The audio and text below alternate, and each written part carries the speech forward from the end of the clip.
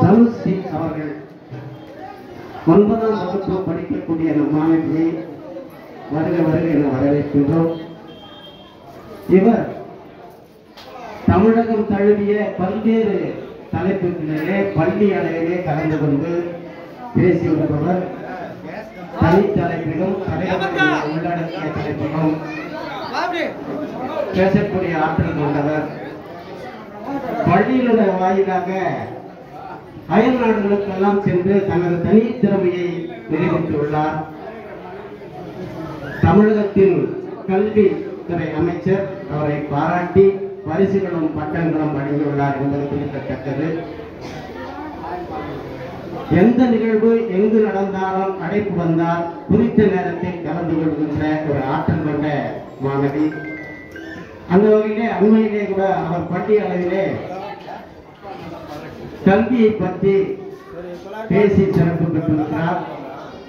இப்பொழுது இங்கே வள்ளலார் பற்றிய கருத்தினை நம்மளிடையே வழங்குவார் என்பது அன்போடு தெரிவித்துக் கொண்டு இந்த வாய்ப்பை அவர்களுக்கு வழங்கி விடைபெறுகிறேன். நன்றி, வணக்கம்.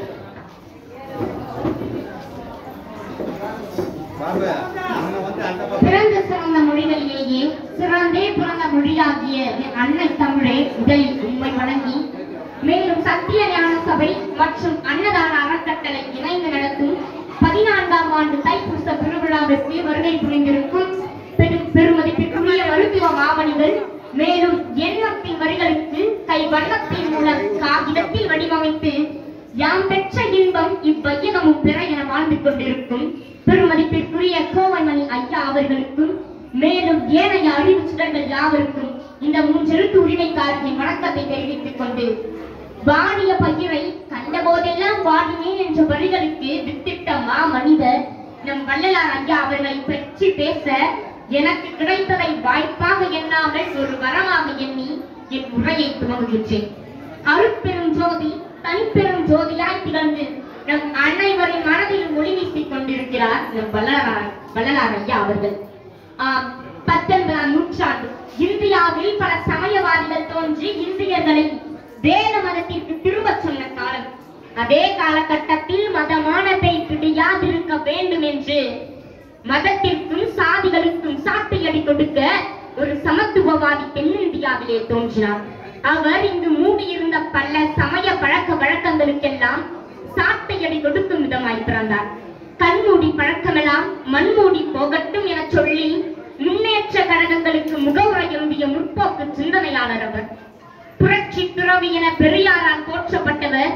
புதுநெறி கண்ட புலவர் என பாரதியால் கொண்டாடப்பட்டவர். உன்னத மனிதர் என்று திகம்பர சுவாமிகளால் அழைக்கப்பட்டவர் நம் வள்ளலார் ஐயா அவர்கள். இந்திய மொழிகளின் தந்தை தமிழ் என சொன்ன தமிழ் மாமணி நம் வள்ளலார் ஐயா அவர்கள் தான். கைவீசி நடந்தால் காற்றுக்கும் வலிக்கும் என கை கட்டி நடந்த கருணை உள்ள காவியம் அவர்.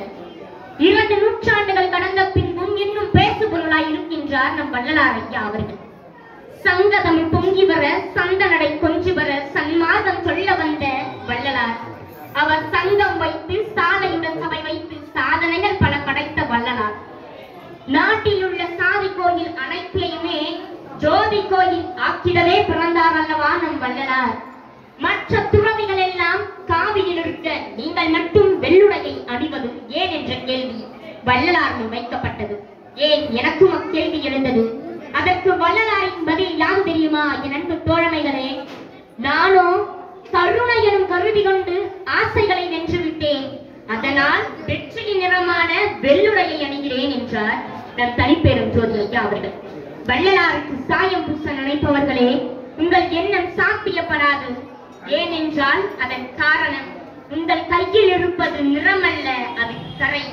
வள்ளலார் இருப்பதோ வெள்ளிறை அல்ல, அது வெற்றியின் அடையாளம். வள்ளலார் மறைந்து 5 ஆண்டுகளில் பெரியார் பிறக்கிறார். 8 ஆண்டுகளில் பாரதி பிறக்கிறார். இவர்கள் இருவருக்குள்ளுமே வள்ளலாரின் தாக்கம் இருக்கிறது. பாரதி கண்ட அக்னி குன்றும் பெரியார் ஏந்திய பகுத்தறிவு தீப்பந்தமும் நம் தனிப்பெரும் ஜோதி வள்ளலார் ஐயா அவர்களினால் ஏற்றப்பட்டது என்பது வரலாறு நமக்கு அறிவுறுத்தும் உண்மை. உண்டி கொடுத்தோர் உயிர் கொடுத்தோரே என சித்தலை சாத்தானாரால் புகழ்ந்து பாடப்பட்ட ஆபுத்திரன், மணிமேகலை மற்றும் பசி தீர்த்த பண்ணன் போன்றோர் இயற்றிய பசி தீர்க்கும் பணியானது அவரவர் காலகட்டத்தோடு நின்றுவிட்டது. ஆனால் வீடுதோர் இருந்தும் பசியராது அயதம்மை கண்டு பசி என்னும் நெருப்பை அணைத்த நம் வள்ளலார் வடலூரிலே இயற்றிய நெருப்பானது இன்று வரை எரிந்து கொண்டிருக்கிறது. அது மட்டுமா, ஏழையின் சிரிப்பில் இறைவனை காண்போம் என அண்ணா சொன்னதும், கர்ம வீரர் மதிய உணவாய் எறிந்ததும், புரட்சி தலைவருக்கு சத்துணவாய் தெரிந்ததும், இன்றைய முதல்வருக்கு காலை உணவாய் காட்சியளித்ததும், பசித்தோர் முகத்தை பார்த்திராதே எனும் வல்லாரின் வரிகள் தானே. எது சைவம், எது அசைவம்?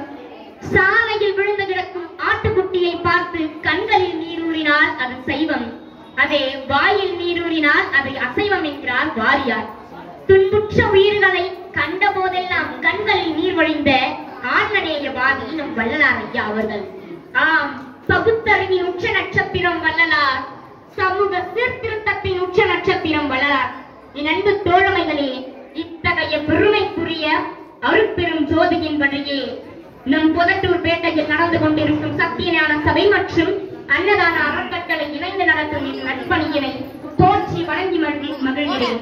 முயற்சி என்ற விதையை விதைத்துக் கொண்டே இருப்போம். முளைத்தால் மரமாவோம், இல்லை என்றால் மண்ணிற்கு உரமாவோம். நன்றி, வணக்கம். அரக்கோணத்திலிருந்து வருகை கொண்டிருக்கிற கருத்தினை மிக அழகாக நம்மிடையே பேசினார். அவருக்கு கரகோஷம் போடுவோம், கை கட்டுமாறு அன்புடன் கேட்டுக்கொள்வோம். இன்னும் சத்தமாக போடுவோம்.